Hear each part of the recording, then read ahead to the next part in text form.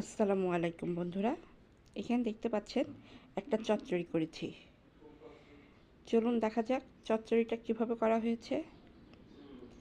এখানে দেখতে পাচ্ছেন প্রথমত আমি ধুন্দুলগুলোকে এবং আলুগুলোকে চিকন করে কেটে নিয়েছি, আর এখানে পাঁচমিশালি মাছ আছে। এগুলো আমি পরিষ্কার পানি দিয়ে ভালো করে ধুয়ে নিয়েছি।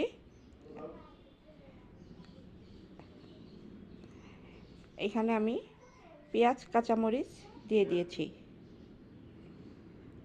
এটা কিন্তু খুব সিম্পলভাবে রান্না হবে, কোনো ধরনের বাটা মশলা ব্যবহার করব না।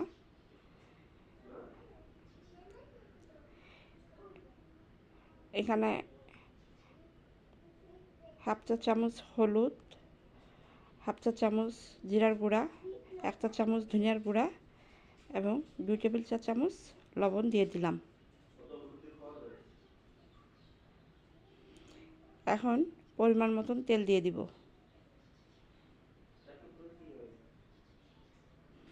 এটাকে ভালো করে মাখিয়ে নিব।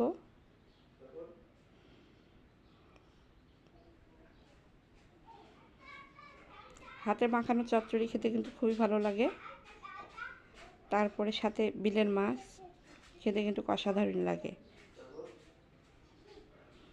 এটা বেশ ভালো মাখানো হয়ে গেছে। এর মধ্যে মাছগুলো দিয়ে দিচ্ছি।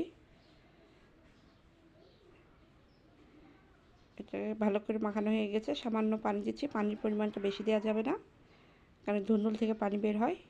এটা আমি এখন ঢেকে রাখবো। কিছু সময় পরে এসে আমি এটা উঠিয়ে নিচ্ছি।